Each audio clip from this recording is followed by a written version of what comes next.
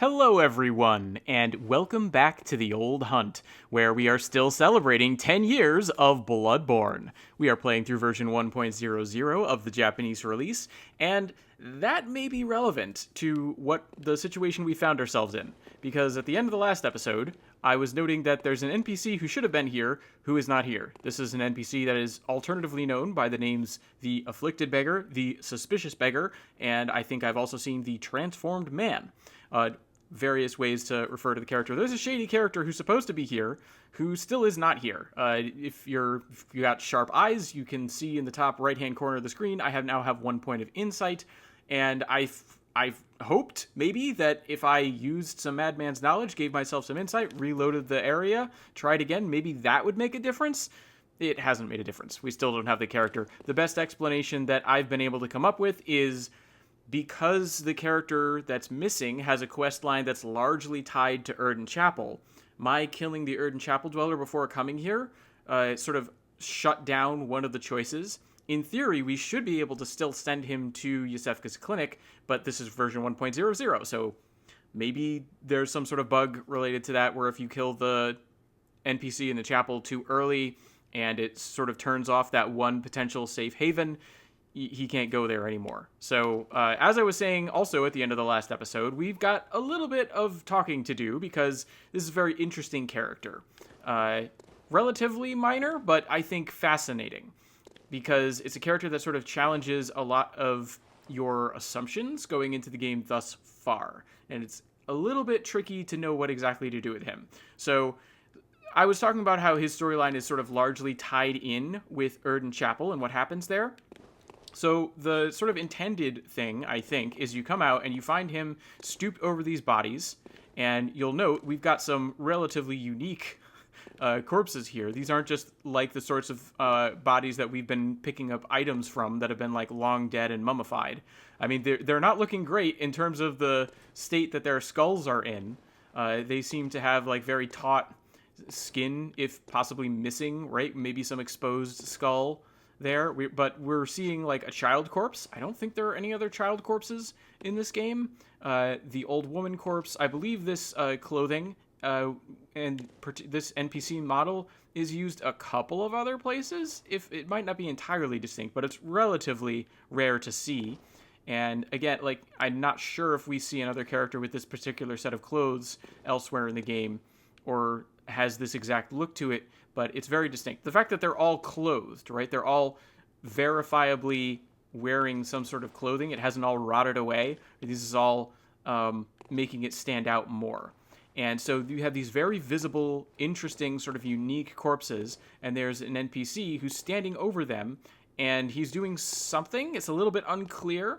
I think you're meant to take it in one of two ways. First of all, which is the truth, I'll give it away since he's not here. The truth, which is he's probably eating these people or feasting on their blood or something to that extent, something terrible, because he is in fact a beast. But he looks like a man, which is why I think maybe some of the places called him the transformed man, possibly with the implication that he's a beast that has somehow transformed into a man, right? Maybe this is one potential explanation that we can get for what happens with this character, right? Maybe this is an instance of a beast that has transformed upwards, the way that humans are trying to transform upwards into higher states of being. This is an example of something that was a beast that's transformed upwards towards a human. I don't know. This is a very mysterious character. But let's continue on with sort of my summary of the storyline here. Because the other possible interpretation is, oh, he's rooting around in the corpses looking for something that might be of use to him, and he himself is actually innocent. Either way, he doesn't suspect us. We come up here, and if we talk to him, he talks about how we've startled him, but he is very grateful that he's run into this hunter and asks us to send him to a safe place if we know of one. And we have three different options, really. We can send him to Erden Chapel, we can send him to Yusefka's clinic, or we can say we don't know about safe places. And then I guess technically there's a fourth option, which is the option that I usually take, which is we just attack him immediately.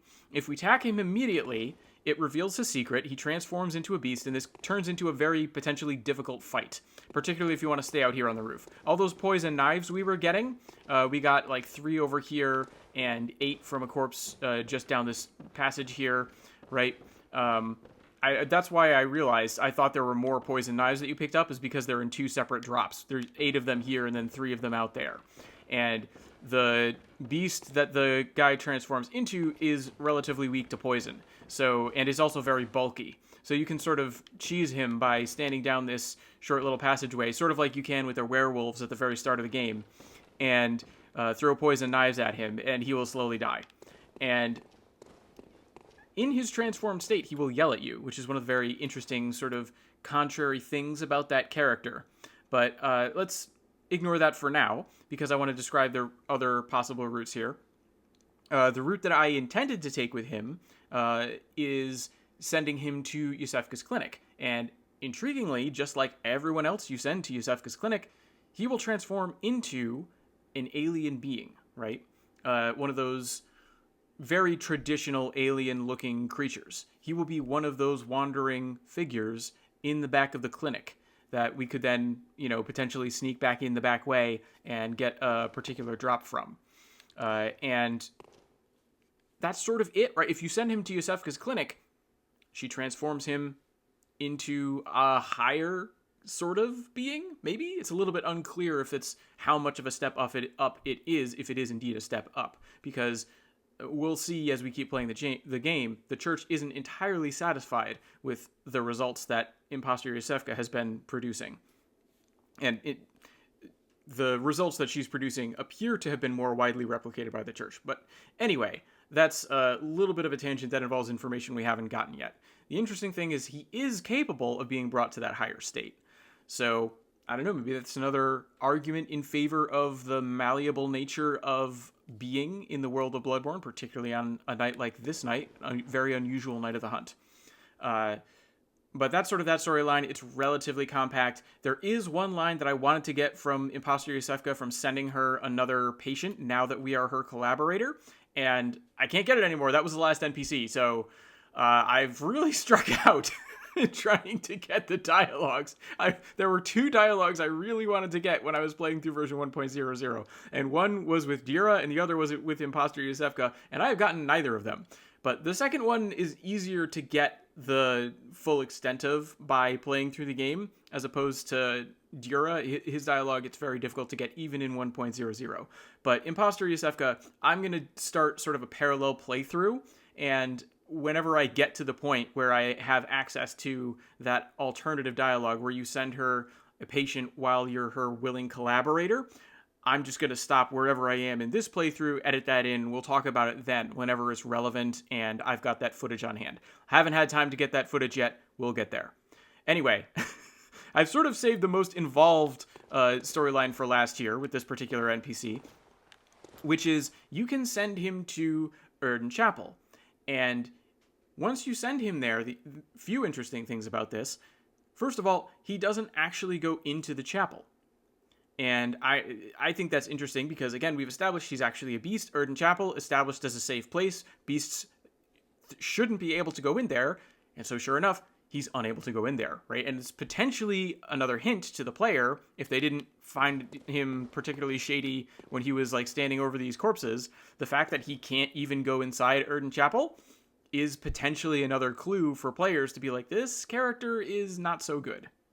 And if you don't catch on to that, at least not right away, he will slowly start calling people out, presumably because he can't go in, or if he can only for short periods of time. Maybe he doesn't like to be there. Not entirely sure because it all happens sort of off screen while the player character is away. But what will happen is NPCs that you have sent to Erden Chapel will slowly start disappearing from Erden Chapel until eventually they all die.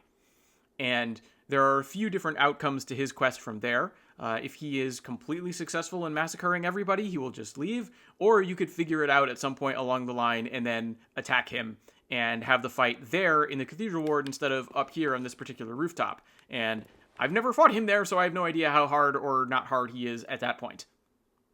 Probably would depend at what point in your character build you decide to attack him. But the interesting thing about that is he will, sort of like the Imposter Yusefka storyline, right? They will give you little rewards for going along with him. So there's also the possibility that you'll figure out, okay, he's a beast, he's slowly going through and killing these other NPCs. and sticking around even as their numbers are dwindling and giving you rewards if you talk to him after they've disappeared. But you know what? I'll just not ask too many questions. We'll keep the rewards coming. He's got a unique set of dialogue for that eventuality. And it really gets at, I think, this character's primary intended purpose. I think he's supposed to be sort of another foil, in a way, for the player character, and possibly Dura. Because Dura's in a situation where he sees the beasts as people and believes the hunt is wrong for targeting them, and sort of has therefore abandoned the hunt and his status as a hunter, right? There's a reason he's known as retired Hunter Dura. We've talked about that character before. Well, this character, this transformed man, or afflicted beggar, or whatever you want to call him, right? This transformed beast of an NPC confronts the player by being a beast that can reason, by being in one story branch, a beast that can be transcended to a higher level of being, appears to be able to mask his transformation, right? We have no other indication, no other strong indication of beasts that can talk to us. This is a beast that, even in his transformed state, will talk to us. And while he seems sort of mad in the heat of combat, he is able to articulate his thoughts with speech, which is something that no other beast in the game can do. He's also able to present as human, which is something that no other beast in the game can do. There are beasts that are fairly unique that can control fire, and we find one of them in the entire upper world of Yharnam, and we find them as random bosses in the Chalice dungeons, but there's nothing else quite like this transformed man NPC. And one of his big things is he has this line where he's able to throw it sort of back at the player character and say, hunters are killers, nothing less, right? You hunters have more blood on your hands, right? You're condemning this behavior in me, going around killing people. What are you doing? You're going around killing people.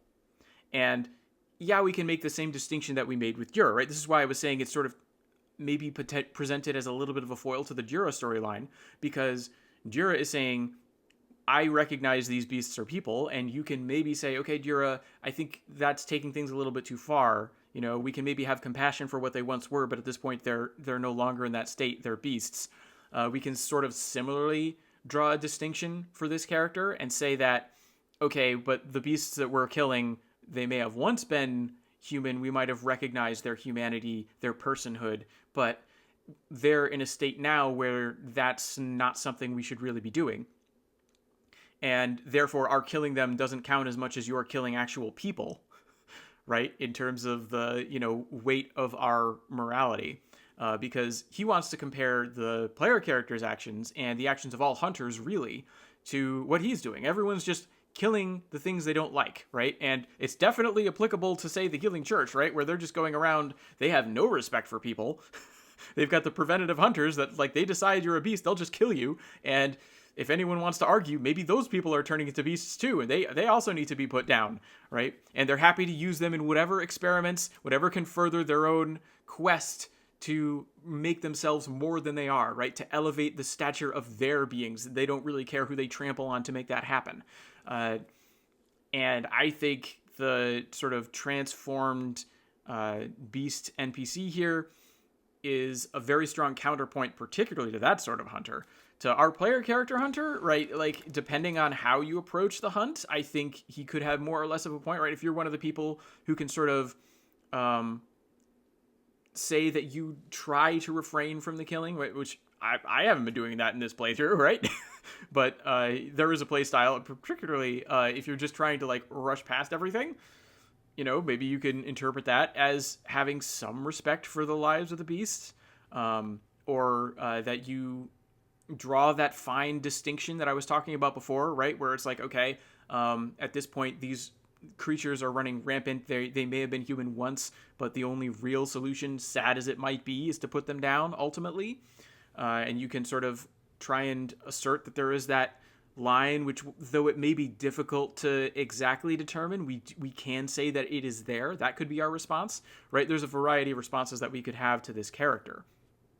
But I do think that the character is meant to sort of get you thinking about what you're doing. And another thing that I think is super interesting about the NPC is his positioning here in the Forbidden Woods, right? Because we've been gathering all these items that talk about beasthood. Right now I have equipped, right, the Beast Roar, which you channel the power of a dark beast. You use that as a catalyst to draw out the power in your own vocal cords to emit this otherworldly scream that will protect you from projectiles.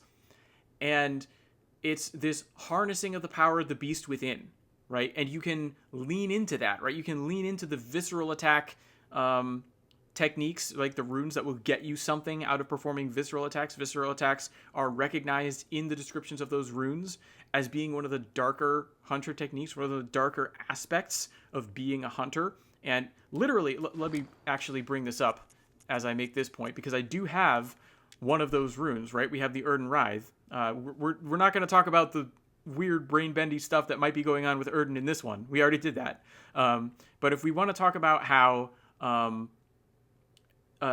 of the darker like faces, literally, or aspects, as I like to do it, of being a hunter, of a hunter, is a visceral attack. Visceral attack, brilliant translation, by the way, literally internal organ attack, right? So it's an attack which goes after the viscera. It is a visceral attack, right? Plus, it's just this idea of it feels good to do. It's got a nice ring to it. I can't imagine it being translated any other way. I think part of that's just because I've been playing this game for 10 years, and that's just the term that I associate with the attack. But I also think, just brilliant translation there for a whole host of reasons. But I think the one thing that you can say about an internal organ attack, right, is just having that level of literalness in your head, I think just really goes just a tiny little bit further towards showing you the violence of like plunging your hand inside the other creature and attacking their viscera, right? If we want to sort of combine the concepts, because it's really one of the same. And of course that's going to be seen as a darker hunter technique, right? And I remember I was talking in that episode where I went through all the different runes that you can gain something from visceral attacks. They talk about reveling in the warmth of blood. Maybe it's not always reveling, but they always find something in the warmth of blood, right? And where is the blood freshest, right? It's when the creature is still alive and you're thrusting your hand inside of it to attack its internal organs. You're coming directly into contact with the warm, hot, like pumping blood as you're doing this visceral attack, right? I don't think it's a coincidence that it's the warmth of blood that's tied to this idea of an internal organ or visceral attack. And so there are absolutely these darker aspects of a hunter, right? We have the beast rune, which is all about empowering the beast state, because one of the things that you can do as a hunter, right, is if you just want to draw out pure physical power and capability, you can borrow the strength of beast, right? This increases your beasthood status, right? And you've also got, where are they? You've got the beast blood pellets, right? Where you can gain the power of the beast. And it's a dangerous mindset to be in, right? Because you take this and it just encourages you even more than you already are to attack, right? And it's just puts you into this idea of this like battle fury or this bloodlust, almost literally, where you take pleasure in the spraying of blood, the like opening of wounds and the rending of flesh, right? It's all part of this embrace of the beast within, just sort of like we can get with the beast roar that we're relying on in the course of a hunt. One of the like sort of paths that you can go down, and the DLC accentuates this. I like I say, I try to separate my discussion of what happens in the base game because I'm playing 1.00 and what we can get from the DLC. But the DLC does accentuate this in a way that I think is very appropriate. You've got all these items that like draw on the power of beasthood in the base game, but your character never really physically transforms into a beast. You can never fully go all the way. The DLC lets you do that. So it's a very sort of intriguing path that the hunter can go down.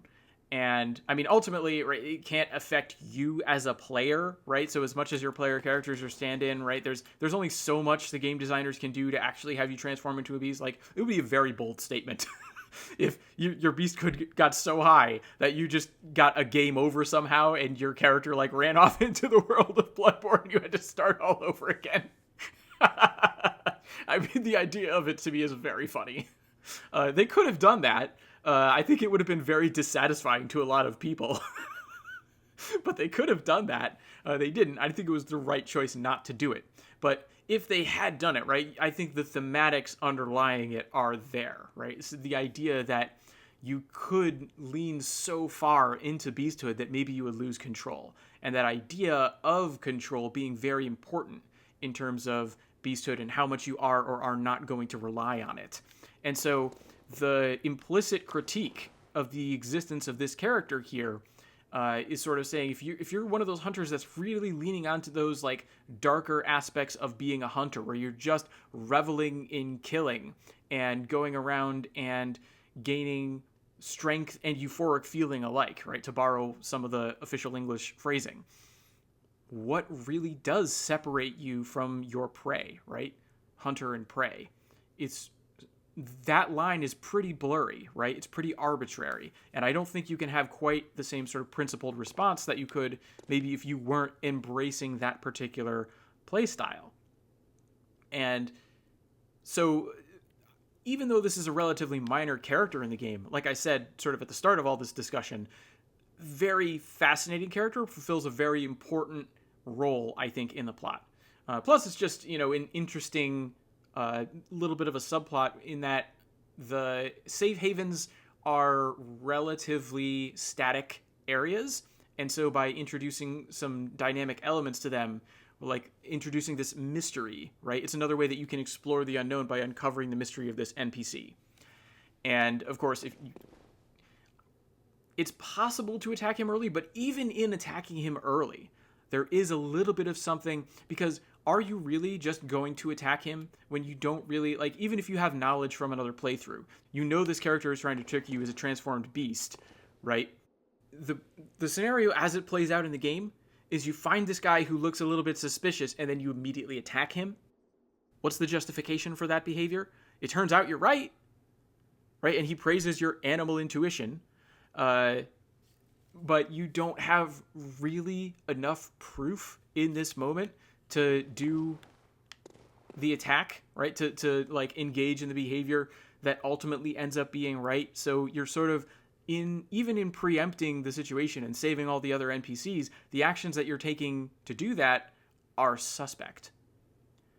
And it sort of inevitably involves you in this sort of murky line, like what is the right way to be engaging in the hunt sort of question. And I don't think you can fully escape the implications, except maybe if you're blithely sending everybody to Yosefka's clinic. In that case, things just sort of work out. But anyway, I think that's probably more than enough time on that character, interesting as he is. If you have any more thoughts, right? I know I'm hardly the only person to find this to be an interesting character. If you have any other thoughts, if you feel I failed to bring up anything relevant to that character and what's going on with that particular storyline, either just in terms of the lore or the interpretation that I gave, the various sort of themes that it ties into with the game, feel free to bring them up. And like I said, I will be editing back in the one other aspect of that character's storyline. The other thing that I was hoping to get from that character, which was the extra line of dialogue from the imposter doctor once word her knowing collaborators. And that'll be its own whole other discussion. But that is not today. Today, we are going to continue making progress through the Forbidden Woods. We just picked up the canon, right? And this is getting back to sort of the thing that we were doing. We cataloged unique items in the Forbidden Woods, and I talked about sort of the through line of all the beast-related items. This canon is not part of that through line, right? I think you could argue, and maybe I forgot to drive this point quite home the way that I should have, you could argue that NPC that's gone missing that is a beast, right, is a little bit of the culmination of that plotline where you're getting these pungent blood cocktails and beast blood pellets as you're going through the Forbidden Woods, and all these forbidden things have ties to beasthood, and then you find this character who is a beast in human form, right?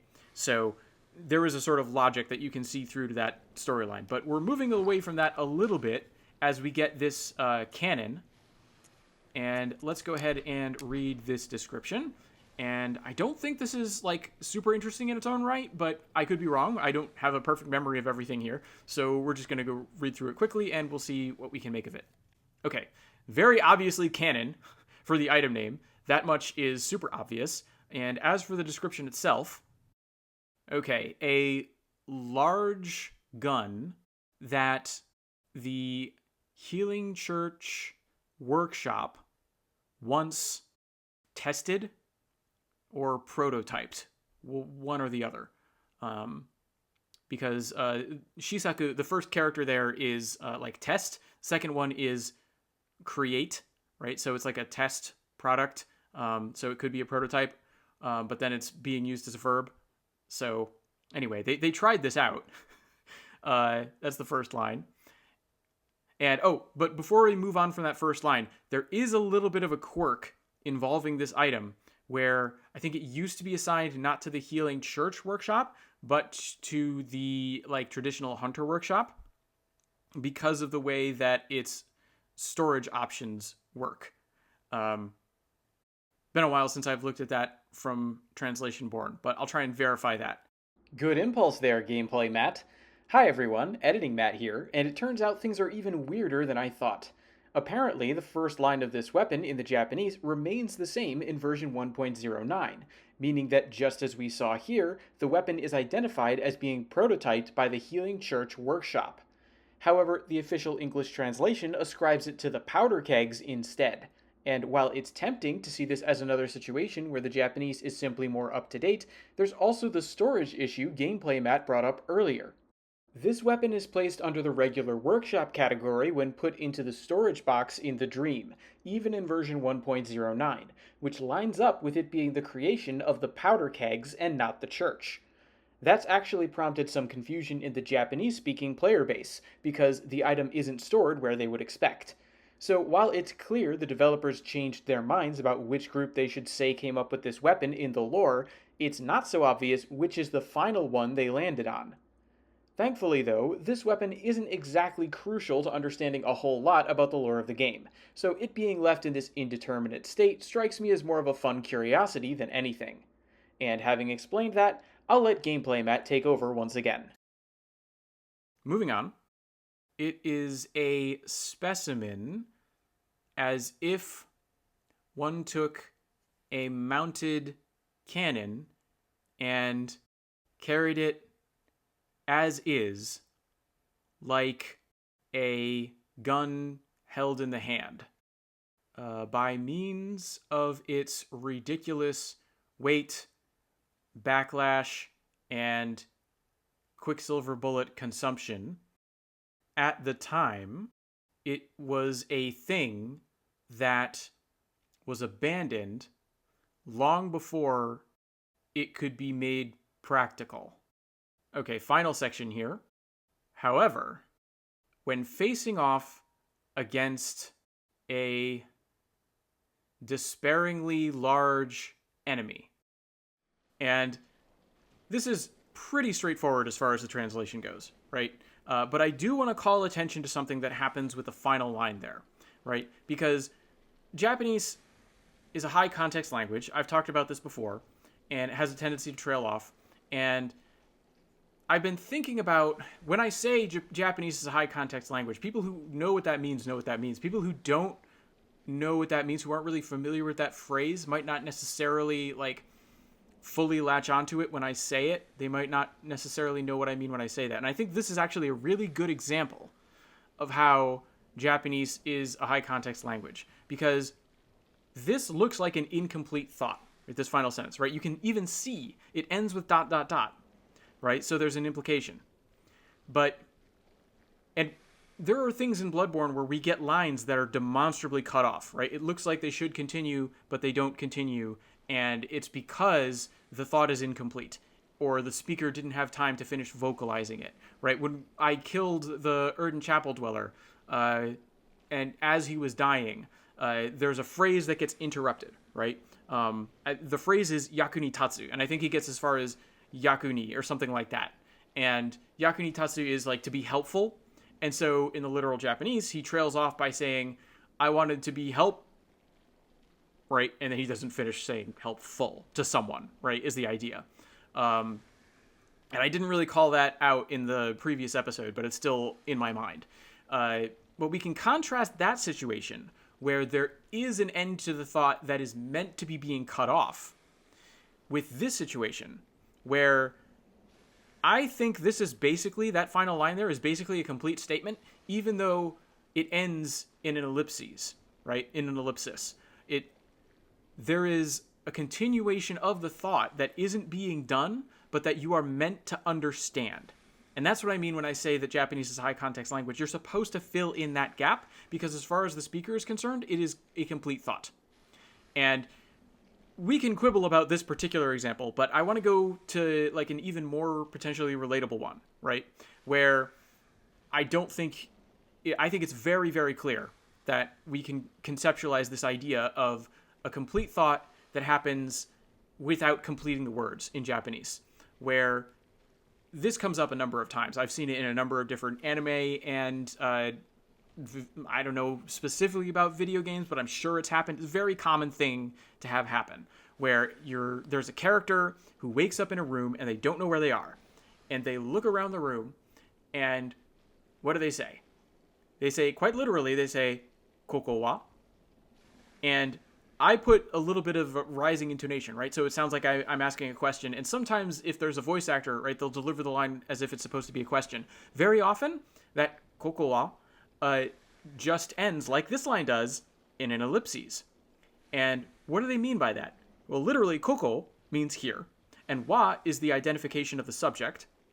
And then we get, dot, dot, dot. They trail off. So if we're being very literal, what they're saying is, this place, or maybe this place is, and then the implication is, this place is where? This place is someplace that I don't recognize. So can you explain to me what it is, right? Like the thought is they need to verbalize this idea of where am I? And very frequently, right? That's probably the most common translation that I'd see for that. Sometimes, depending on the situation, where am I isn't the appropriate thing for the character to say, and it'll get translated differently. But that's probably one of the more common ways to say it. So if I'm posing this very generic hypothetical, I'll continue forward in a generic way and say that's translated as where am I? And the thing is, you're getting a complete thought in English. Where am I? As the character is looking around. And the Japanese, it's like if you look at it, it looks like it's an incomplete statement because it's just "koko wa." This is this place, right? And that's what I mean when I say the thought is complete, right? Because to a Japanese speaker, they've asked you the question, where am I, just by saying "koko wa." They don't want to continue to the end of the thought that, you might think that they're trailing off on. They've given you a complete thought. And the high context nature of the language means you're supposed to understand the rest of the thought and they don't need to say it, and therefore it's a complete thought. And this can be very deceptive. I've seen videos of people analyzing translations where, and I may have fallen into this trap myself, I don't remember. It's entirely possible because it's a very easy trap to fall into, where it looks like, oh, I should leave this as an incomplete thought, or I should make it so that in English, the person who's reading this should have the same incomplete thought that the Japanese speaker does and reach for the same implication in English that the Japanese speaker is implying in the Japanese. And I think sometimes you can make an argument for that, but most of the time, I think the correct thing to do, and I mean, correct is something of a debatable thing in translation, kind of no matter what, but I think most of the time, sort of the best thing to do is what you do in that situation where someone wakes up and is like, "Koko wa, where am I?" Right? You finish the thought for the speaker. Because in English, you don't expect that sort of high context communication. You expect to have things spelled out most of the time, right? There's always exceptions. So in this case, I'm finally coming back to Bloodborne. In this case, we're getting, but against a despairingly large foe, perhaps, right? Not even perhaps, right? When facing off, in the situation in which we are facing off against a depressingly large foe, what's the implication? The implication is this cannon could have its use, right? You could turn to it in your moment of desperation, and even though it's not practical, even though you're taking this thing, it takes a huge amount of strength to use. Let's go back to the stats. We need 30 strength to use this weapon. Most firearms don't require any amount of strength. Most firearms require skill. This thing only requires 13 skill, which even our character meets, which I haven't been touching skill. But 30 strength? Crazy, right? So its stats, underline the fact that it takes a ridiculous amount of strength, and it's got this huge kick, and it uses a ton of Quicksilver bullets. But against a big enough foe, as your last desperation, you reach for it, and that's where you can use it, right? And so you can fill in that idea, and I don't remember what the official translation for this final line is. If in editing, I'll put it up on the screen. It'd be hilarious if they left it as an incomplete thought in English as well, and just make the case of the exception that I'm trying to present as a rule for translation. But probably, I'm willing to bet, the official translators went and they finished the thought and they put it in. Might be just the thing against, desperately large foes. I don't know how you would render that exactly in a way that would sound cool. But I'm going to be curious when I'm editing this episode what they did. But anyway, I'm going to leave that as a mystery to myself in the future. And we're going to return to myself in the now. And I can't believe I've talked this long. I get distracted by missing plot lines and translation theory. But we're back. We're back to playing Bloodborne. And how am I going to get down from here? I think I just want to roll or just walk out this way. Yeah, there we go. Okay. Now we're back on the level on which we can sort of proceed as normal. And we've got this character over here. Okay. All right. And that character is pretty easy to sneak up on. I just want to make sure there's no other character that's going to, surprise me, give me a nasty surprise before I do so. Okay. Looks like no. All right, this is a little bit of a set piece. So I'm going to sort of uncharacteristically let the set piece play out. Normally I would just kill this thing, but I am going to wait a little bit. And actually I'll make some blood bullets while I've got the opportunity. And approach from behind here. And we can see something sort of wriggling. They have their whole face covered here. And we've got this weird hissing sound. What's going on? Oh, they're going to attack. Oh! Look at that. Look at that. They've got snakes popping out of their skull. I should not have dodged forward. There we go. Actually, give me the visceral attack. Oh, it's still alive. Not anymore. And then they recede back into the head, right? So this is the other characteristic thing about the Forbidden Woods. This is why I was saying it doesn't necessarily lack for enemy variety, right? Is because you get these snakes that burst out of this person's head, which is a very cool, it's another sort of transformation that we haven't seen before. And I'm going to be honest with you, I never liked these snakes or these snake people, right? I always thought it was just really random, right? Bloodborne has its version of Frankenstein's. It's got its version of werewolves. It's got its version of vampires. We haven't seen them yet.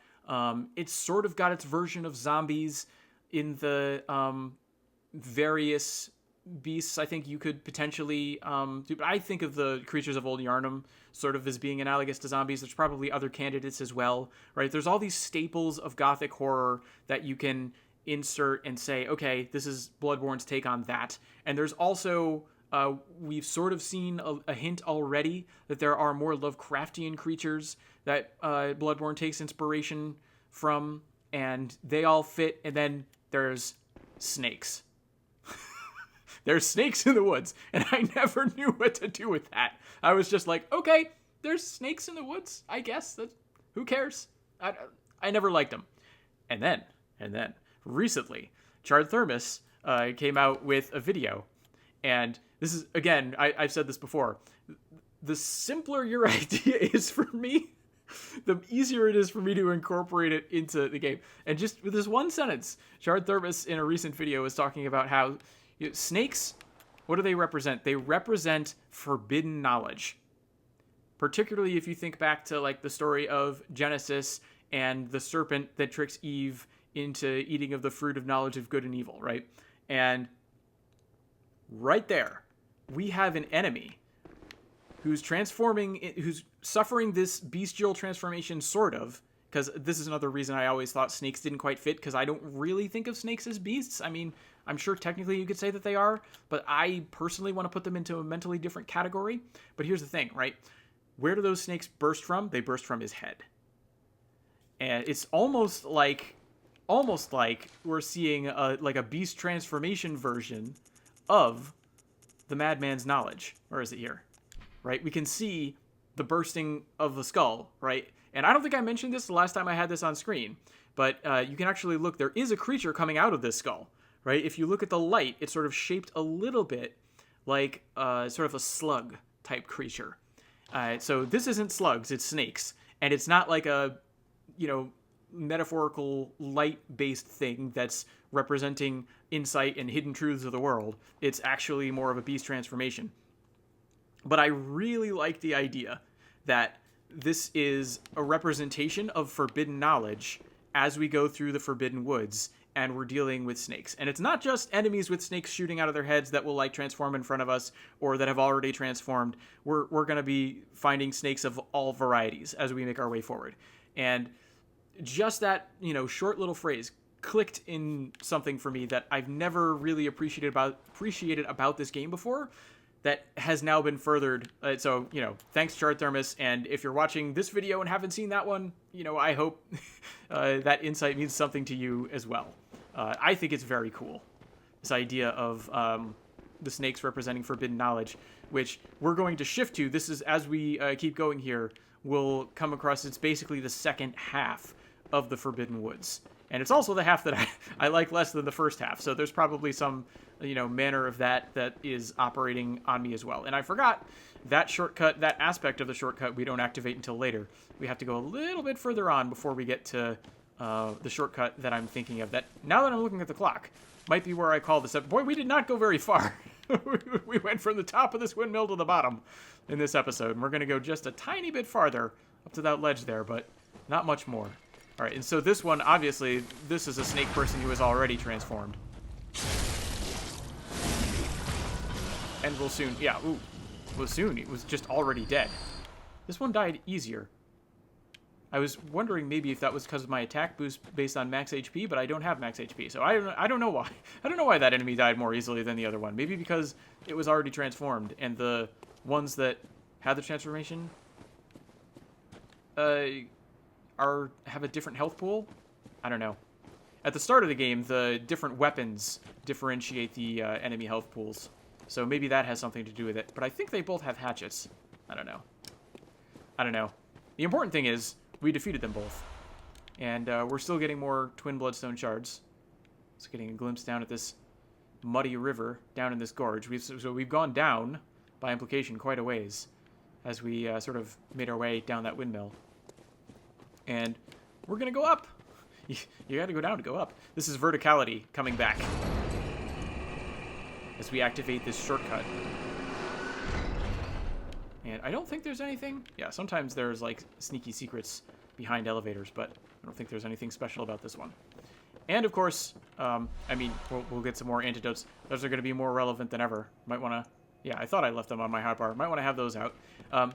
Notably, this is version 1.00. There is no NPC here, and that's not a mystery. That's not a strange thing that I wasn't expecting. Valter shouldn't be here right now because he got added. He's not technically in the DLC. He's in a patch that came out just before the DLC released. So you could theoretically have been playing a version of this game where Valter was here and there was no DLC. But the releases were fairly close together, if I remember correctly. So I associate his character with the DLC.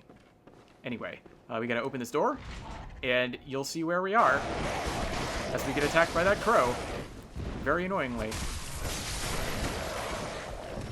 All right, let's get my big sword back, my L2, to smack this thing out of the air. All right, and let's see. I think I will go back to the Hunter's Dream because I have a good number of blood echoes here, and I have insight again. And because I have insight again, we will be able to see the doll. So let me just talk with her. I don't think her dialogue resets if you go from 0 insight back to 1 insight the way it did when we killed her, but let's find out. Welcome home, good. What is it? Okay. Very well. Yeah, her dialogue is still available here. So let's go ahead and get Vitality up to 25. And look at that. That's just what I had Blood Echoes for. Perfect.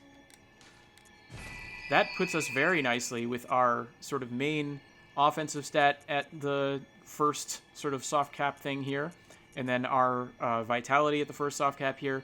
And then the question is, what do I do next? And I don't know, so it's sort of fortunate for me that I've run out at that particular instant. And let me just make sure that my weapons are in good order here. Gotta make sure to keep them in good repair. 41 blood echoes to repair it. Yeah, okay. I don't think I picked up any blood gems, so I'm not going to bother checking those. I do want to buy some blood vials if I can. I should be low on them. Been using them often enough. Yeah, sure. Look at that. Down to 47. I was up near the maximum at one point. Yeah, that's what playing this game will do to you. But I am, 99 is still contracted, right? I'm not as far as I would be if the max were back at 600. But anyway, I'd rather have those in blood vial form than blood echo form. Next time, I'm not going to warp back quite yet, but next time we will pick things up. We will begin exploring the second half of the Forbidden Woods. But for now, I'm going to call an end to my hunt for the evening, and I wish all of you good hunting.